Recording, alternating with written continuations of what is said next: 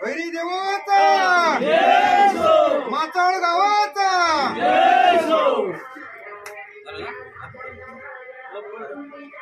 आता सगळ्यांनी भाताडींच्या घराजवळ जायचंय। त्या ठिकाणी सगळ्यांनी पिंडी बांधून तयार राहायचं। इथून मिरवणूक निघेल, भाताडे थांबतात त्यांची। ठीक आहे, चला तुम्ही जरा माझ्याद्वारे पण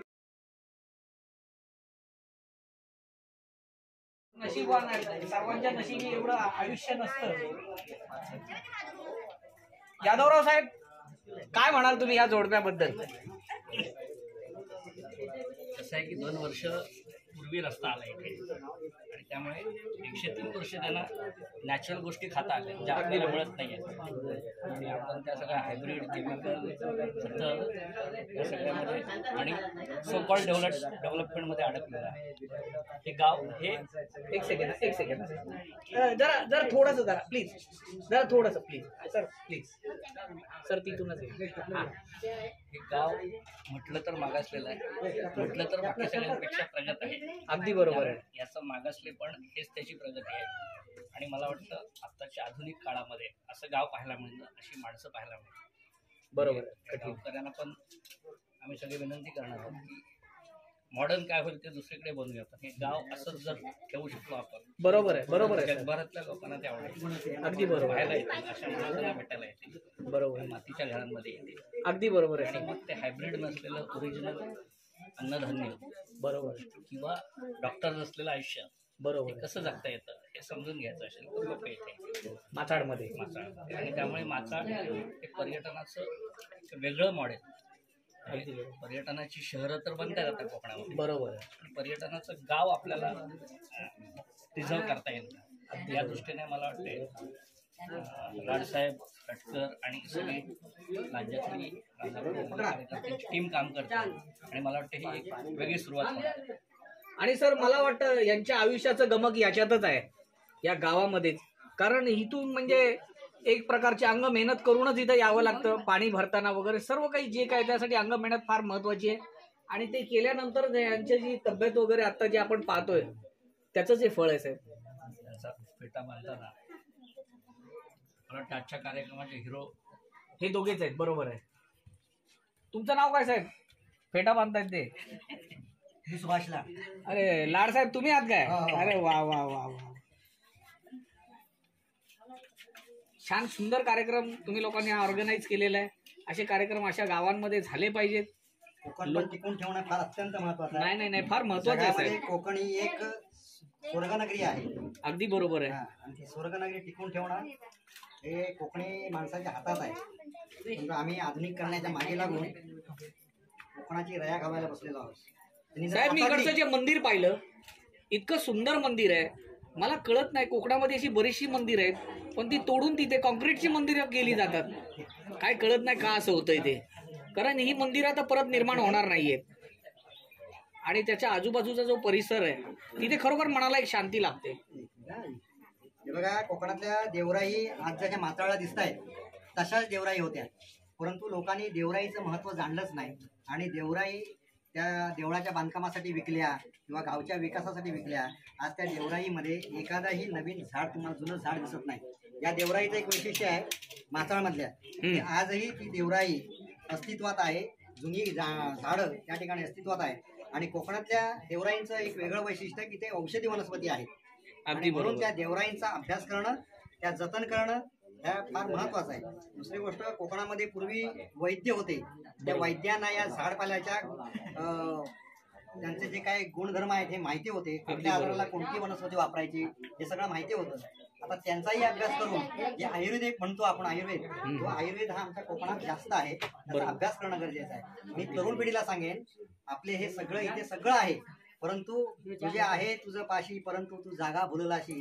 अशा तऱ्हेनं आपण पैशाच्या मागे लागून एका सुखाला किंवा ज्ञान भांडाराला आपण मुक्त आहोत. अगदी हे बरोबर, महत्वाचं अगदी आहे. बरोबर. या पिढीला आपल्याला इकडे परत बोलवायचं आहे आणि म्हणून मासाळ महोत्सवाचं आयोजन त्या दृष्टीने आहे.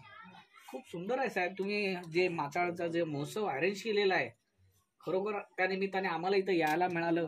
आतापर्यंत या गावाचं नाव फक्त ऐकलं होतं, पण इकडची जी संस्कृती आहे, जे इकडचे लोक आहेत, इकडची घरं आहेत, इकडे कसं जीवन जगतात लोक, हेही म्हणजे जवळून पाहायला मिळालं. या मान्यवर मंडळी या इकडे, कोण कोण या, फेटे बांधून घेऊया. आता थोड्या वेळात आपल्याला मिरवणूक करायची आहे.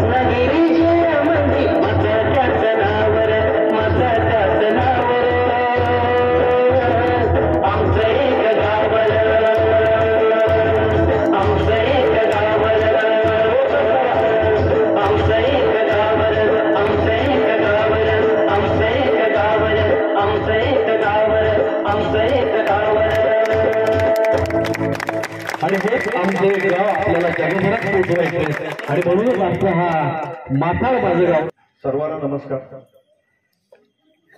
रत्नागिरी जिल्ह्यातील सर्वात उंचीवरचं ठिकाण असं आपण सगळेजण ज्या गावाविषयी ऐकत आलो आहोत त्या गावामध्ये त्या ग्रामस्थांच्या समोर आज पहिल्यांदाच अशा प्रकारचा एक सुंदर कार्यक्रम होतोय.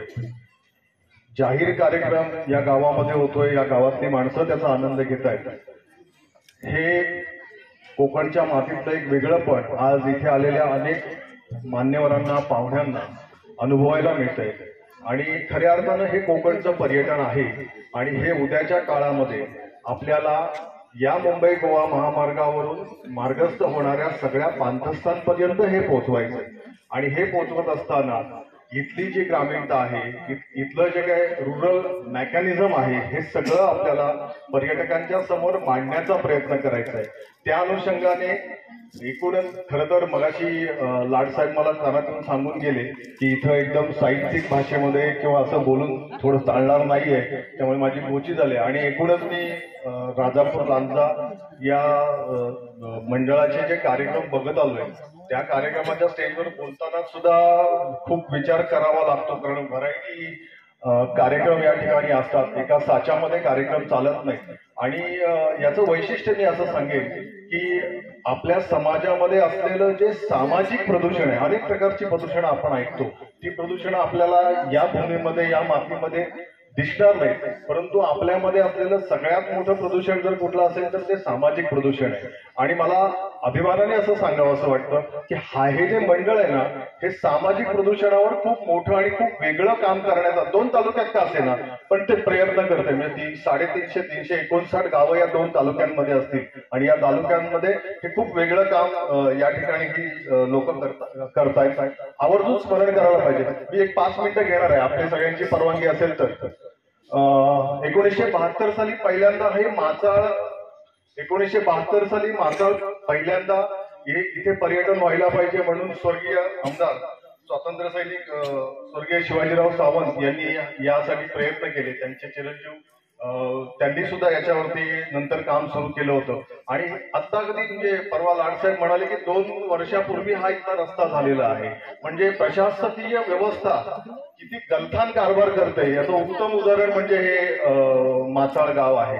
आणि या दुर्गम अवस्थेमध्ये इथे उपस्थित असलेल्या सगळ्या पाहुण्यांना माझी विनंती आहे की इथली दुर्गमता म्हणजे मी काही रिपोर्ट्स वाचले या गावाबद्दलचे. दरवर्षी पावसाळ्यामध्ये साधारणतः 35 ते 40 पाळीव जनावरं ही दगावत असतात अशी ही इथली भूमी आहे अशी इथली स्थिती आहे. आणि अशा स्थितीमध्ये आपला कोकणीपणा जपण्याचं टिकवण्याचं ही संस्कृती टिकवण्याचं काम इथल्या सगळ्या माणसांनी केलेलं आहे. म्हणून आजचा हा महोत्सवाचा दिवस आपल्या सगळ्यांसाठी उगवलेला आहे. त्यामुळे इथल्या सगळ्या तमाम माचाळवासियांचं आपण सगळ्यांनी मनापासून अभिनंदन करूया अशी माझी आपल्या सगळ्यांना विनंती आहे. आणि हे अतिशय महत्वाचं आहे कारण हीच माणसं उद्याच्या कोकणच्या वेगळ्या आयामाचं वेगळ्या पर्यटनाचं दूत म्हणून खऱ्या अर्थानं काम करणार आहेत. सह्याद्रीच्या खांद्यावरून जे सृष्टी सौंदर्य आपल्याला या भागामध्ये निहाळता येतं त्याच्याबद्दल अनेक गोष्टी बोलता येतील. मी त्याच्या खोलामध्ये या ठिकाणी जाणार नाही. माधव गाडगे नावाचे पद्मभूषण पर्यावरण शास्त्रज्ञ सातत्याने सांगतात की आपल्याकडचं जे पर्यावरण आहे आपल्याकडचा जो निसर्ग आहे हा निसर्ग इथल्या माणसांनी जपलेला आहे. आपल्याकडे स्वातंत्र्यानंतर किंवा ब्रिटिश आपल्याकडे आल्यानंतर आपल्याला फार मोठ्या गैरसमजांनी ग्रासलेलं आहे. आपल्याला असं वाटतं की हे कायदे वगैरे जे काही बनवले हे सगळे या सगळ्या गोष्टी राखणार आहेत असं मुळीच नाही. कायद्याने हे राखलं असतं तर इथलं जंगल टिकलं नसतं. हा सगळा इथल्या माणसांनी सांभाळलेला ठेवा आहे आणि म्हणून याचे सगळे अधिकार माणसांकडे द्या. मधल्या काळामध्ये त्यांच्या स्टेटमेंटवरती खूप रान उठलं होतं परंतु गाडगीळ सरांना जाऊन आम्ही प्रत्यक्ष भेटलो त्यांच्याशी संवाद साधला त्यांच्याशी चर्चा केली तेव्हा ही गोष्ट लक्षात आली की हे जे काही सांभाळलेलं आहे ब्रिटिशांनी वृक्षांचा महासागर आहे. आपण आज आम्ही जाऊन तिथलं देवराईतलं मंदिर पाहिलं. मंदिर पाहिल्यानंतर आपल्या लक्षात आलं की इतकं सुंदर देवराई त्या आजूबाजूला अंजनीच्या वृक्षांची वगैरे तिथे आहे. एक सुंदर हॉर्नबिल बघायला मिळाला. उत्तम झाडं आहेत. हे सगळं जे आहे ते इथल्या माणसांनी सांभाळलेलं आहे. त्यामुळे माणसाला इथल्या त्या सगळ्या गोष्टींची उत्तम जाण आहे आणि आपण त्या माणसांवरती या इथल्या माणसांवरती खरं तर विश्वास ठेवण्याची आवश्यकता आहे. मुचकुंदी ऋषींचा उल्लेख आणि त्यांच्या गुहेचा उल्लेख या ठिकाणी सातत्याने येतो. आपण अधिक जर खोलामध्ये शिरलं किंवा हा तपासण्याचा जर प्रयत्न केला तर लक्षात येतं आपल्याला की त्या भागामध्ये मथुरेच्या तिथे झालेलं ते कालयवनाबरोबरचं युद्ध असेल ज्याचा उल्लेख विष्णू पुराणामध्ये आपल्या सगळ्यांना सापडतो. ते युद्ध असेल, त्यानंतर उत्तर प्रदेशचा बुंदेलखंडच्या जवळचा ललितपूर सारखा भाग असेल, तिथे सुद्धा मुचकुंद ऋषींची गुहा सांगितली जाते. मग माचाळ पर्यटन आमच्या मित्रांनी इथे सांगितलं, वर्तमानपत्रामध्ये आपण ते छापलं की माचाळ पर्यटनाची दिशा. आपण दिशा म्हणून एकूणच माचाळ गावाला पुढे नेत असताना मुचकुंद ऋषींची जी काही गुहा या ठिकाणी आहे, ज्या ठिकाणी त्यांनी साधना केली, आपण खरं तर साधनेचा जो उल्लेख आहे तो नंतर त्यांनी म्हणजे त्या गुहेतून उठल्यानंतर त्यांना भगवान श्रीकृष्णांचा जो आशीर्वाद प्राप्त झाला, त्यानंतर गंधमादन पर्वताचा उल्लेख येतो. पुराणांमध्ये आपण जर तपासलं तर आपल्या लक्षात येईल. आता गंधमादन पर्वताचा जर उल्लेख येतो तर तो डायरेक्ट तिबेटमध्ये जातो. या सगळ्या गोष्टींचा विचार, याची माहिती माचाळचं पर्यटन पुढे नेत असताना आपल्या सगळ्यांना असणं अतिशय महत्वाचं आहे. कारण येणारा जिज्ञासू पर्यटक जर आपल्याकडून दिल्या गेलेल्या माहितीने त्याच्या मनामध्ये जर काही वेगळ्या शंका कुशंका निर्माण झाल्या तर ते अडचणीचं ठरू शकतं. त्यामुळे मुचकुंद ऋषींची गुहा ही कशा पद्धतीची आहे हे आपल्याला नीटपणे त्याच्यावरती अभ्यास करावा लागेल आणि ते शोधावं लागेल. हा कुठला कालखंड आहे हे सुद्धा आपल्याला शोधावं लागेल, अशी मला या ठिकाणी या निमित्ताने हे आपल्या समोर सगळ्यांच्या समोर सांगावं असं वाटतं. त्यानंतर अजून एक उल्लेख मला या माचाळच्या संदर्भामध्ये माझ्या लक्षात आला, तो आपल्या समोर सांगतो. आपल्या जवळ कोल्हापूर हा खरं तर या सगळ्या भूमीला जोडलेला आहे. परवा तळवड्यामध्ये संघाने खूप चांगलं संमेलन केलं, तिथं सुद्धा इतिहासाची आणि या सगळ्या विषयाची चर्चा झाली होती. पद्मनाभ दुर्गाचा उल्लेख येतो, ज्याला पन्हाळे दुर्ग, पन्हाळाचा किल्ला आपण सगळेजण म्हणतो. आणि हा पन्हाळ्याचा जो किल्ला आहे, शिलार द्वितीय भोज हा जो राजा होऊन गेला 1113 मध्ये. म्हणजे याचा जो दानपट आहे, ताम्रपटच आहे, दान दिलेला ताम्रपट आहे, दानपट ताम्रपट आहे. असाच दानपट आणि ताम्रपट आपल्याला कशेरीमध्ये पाहता येतो आणि या दोघांचा काळ एकच आहे, 1113. आणि या ताम्रपटामध्ये ज्याची खरी नक्कल फक्त आता उपलब्ध आहे भारतामध्ये, याच्यामधले जे उल्लेख केलेले आहेत ते उल्लेख असे आहेत की ज्या भूमीमध्ये आपण आता उभे आहोत त्या भूमीचा उल्लेख त्या दानपत्रामध्ये, त्या ताम्रपटामध्ये मंचालगिरी असा केलेला आहे. आणि ही घटना 1113 मध्ये नोंदवलेली आहे. आणि त्यावेळेला असं म्हटलेलं आहे की मंचालगिरी पर्वतावरून वाहणारी नदी. मुचकुंदी असा उल्लेख केलेला आहे. मुचकुंदी हा नंतर आलेला आपल्याकडचा उल्लेख आहे. आणि मारीचगिरी असा एक संदर्भ येतो. कुतापूरचा ताम्रपट असा त्याचा उल्लेख आहे. आता या संपूर्ण भूमीमध्ये म्हणजे कुतापूर नावाचा जो प्रदेश आहे तो प्रदेश दान केला गेलेला आहे. त्याच्यामध्ये हा आपला मंचालगिरी नावाचा पर्वत, त्याच्या बाजूला असलेला मारीचगिरी नावाचा पर्वत, यांच्यामधली जमीन ती दान दिली गेलेली आहे. आता कुतापूर आपल्याला राजापूर लांजा तालुक्यामध्ये तसंच आढळत नाही. मी खूप शोधायचा प्रयत्न केला. आपल्याला भू नावाचं जे राजापूर तालुक्यातलं गाव आहे त्याच्याजवळ कोतापूर दिसतं, जिथे काही कातळ शिल्पांचा उल्लेख आपल्याला सापडतो. ती कोतापूरमध्ये ती शिल्प आपल्याला दिसतात. पण कोतापूर आणि कुतापूर हे पुन्हा जोडता येईल का? त्याच्यावरती ते साधारण किती जुनं गाव आहे, त्या गावांमध्ये 1000 वर्षापूर्वीचे संदर्भ म्हणजे कातळ शिल्प तर मिळाली पण अजून काही संदर्भ आहेत का, हे सगळं शोधावं लागेल. आणि अशी जी भव्यता आहे, नैसर्गिक भव्यता जी आहे, ती जर त्या गावाची आपण मांडण्याचा प्रयत्न केला तर मला वाटतं की वेगळ्या अर्थाने आपलं माचाळमधलं जे पर्यटन आहे ते हिट होईल आणि ते खूप वेगळ्या पद्धतीने विलेज टुरिझम म्हणून पुढे जाईल. अण्णा हजारेंचं नाव आपल्याला सगळ्यांना माहिती आहे. आम्ही अण्णा हजारेंच्या बरोबर पर्यावरण संवर्धनाच्या विषयामध्ये काम करत असतो. आणि शेवटचा मुद्दा फक्त सांगतो आणि मी थांबतो. अण्णा हजारे यांचं नाव आपल्या सगळ्यांना माहिती आहे. त्यांनी पर्यावरणाच्या विषयामध्ये आम्ही त्यांच्या मार्गदर्शनाखाली काम करत असतो. अण्णांनी त्यांच्या गावामध्ये जेव्हा काम सुरू केलं तेव्हा त्या ठिकाणी गावाचा वाढदिवस नावाची एक संकल्पना राबवायला सुरुवात केली. ही गावाची वाढदिवस ही संकल्पना काय आहे? जेव्हा मी राजापूर लांजा नागरिक संघाचे कार्यक्रम बघायला लागलो, त्यांचे बॅनरवरचे सगळे वेगवेगळे कार्यक्रम पाहायला लागलो, तेव्हा मला हे कुठेतरी साधर्म्य साधणारं दिसलं, ज्याचा उल्लेख मी माझ्या बोलण्याच्या सुरुवातीला केला.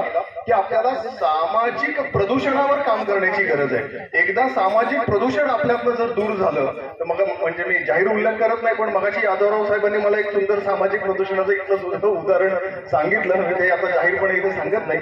परंतु या विषयावरती आपल्याला खूप खऱ्या अर्थाने काम करण्याची आवश्यकता आहे. सामाजिक प्रदूषणावरती काम करण्यासाठी अण्णांनी त्या ठिकाणी गावाचा वाढदिवस सुरू केला. गावामध्ये नवीन आलेल्या नवरी, ज्या नव्या नवरी आहेत, त्यांची साडी चोळीने ओटी भरायला सुरुवात केली. नव्याने जन्माला आलेल्या बालकांना झपली टोपली द्यायला सुरुवात केली. गावामध्ये वेगळं काम करणाऱ्या मुलांच्या पाठीवर कौतुकाचे थाप मारण्यासाठी त्यांचे सन्मान करायला सुरुवात केली. आणि गावामध्ये वर्षातून एकदा गाव जेवण सुरू केलं. गावातल्या ज्येष्ठांचा सन्मान सुरू केला. आणि यातल्या बऱ्याचशा गोष्टी मला या संघाच्या व्यासपीठावरती घडताना सातत्याने दिसतात. आणि या गोष्टी गावामधला एकोपा तयार करण्यासाठी पूरक असतात. आणि गावातला एकोपा जर तयार झाला म्हणजे पर्यटनाच्या नकाशावर भारताच्या मातीमध्ये असलेली पर्यटन समृद्ध गावं यांचा जर आपण इतिहास तपासला, यांचा जाऊन अभ्यास केला, तर ती गावं खऱ्या अर्थाने सामाजिक प्रदूषणापासून दूर असलेली आपल्याला दिसतात. आणि म्हणून कोकणामध्ये कुठल्याही गावामध्ये पर्यटन आपल्याला जर पुढे न्यायचं असेल तर आपण सगळ्यांनी सामाजिक प्रदूषणाकडे लक्ष देऊया. राजापूर लांजा नागरिक संघ या दृष्टीने अतिशय उत्तम पावलं टाकतोय. इतक्या वर्षानंतर या गावामध्ये या भूमीवरती पहिल्यांदा कार्यक्रम होतोय आणि आपण सगळेजण त्याचे साक्षीदार आहात. ही भावना एक वेगळा रोमांच निर्माण करणारी आहे, याचे साक्षीदार आपण सगळेजण आहात. आणि अशा कार्यक्रमाला या ठिकाणी लाडसाहेबांनी बोलवलं, सन्मानित केलं. आपण सगळ्यांनी शांतपणे ऐकून घेतलं. आपल्या सर्वांच्या प्रति कृतज्ञता व्यक्त करतो आणि थांबतो. धन्यवाद. धन्यवाद धीरजी. खऱ्या अर्थाने कोकणच्या विकासासाठी नेमकं काय करायला हवं याचं थोडक्यात मार्मिकपणे भाष्य वाटेकर यांनी आपल्या आताच्या मनोगतामध्ये व्यक्त केलं, मार्गदर्शनामध्ये केलं. सामाजिक प्रदूषण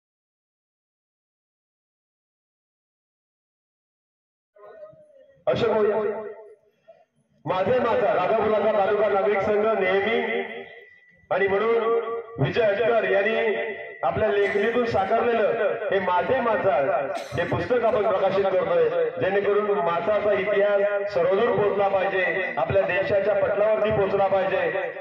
आणि म्हणून हे पुस्तक या निमित्तानं राजापूर लांजा तालुका नागरिक संघाच्या माध्यमातून आपण इथे प्रकाशित करतोय. सर्व मान्यवर इथे उपस्थित आहेत. स्वागत आहे या कार्यक्रमामध्ये. आज बरीच मान्यवर मंडळी या ठिकाणी उपस्थित आहे. तर त्या सर्व मान्यवर मंडळींनी या कार्यक्रमात अगदी आवर्जून बघून कार्यक्रमाला साथ द्यायचा आहे. तर थोडंसं वेळेमध्ये आम्ही हा कार्यक्रम करत होतो. आमची मुलं आहे, या मुलांना आपण सहयोग करून आम्ही जाऊन कार्यक्रम करणार आहे. कसा करतो लक्ष द्या.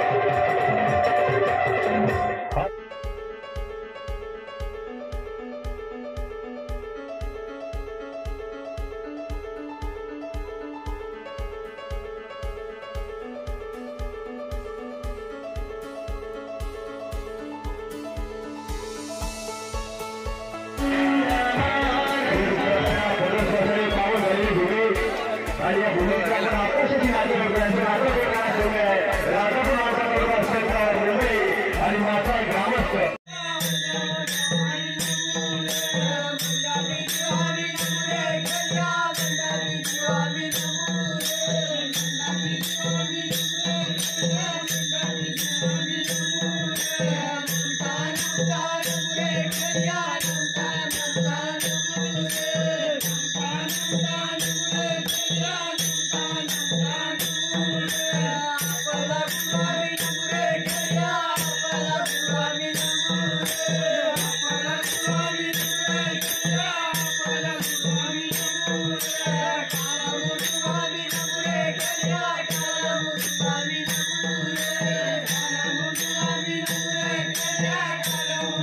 Thank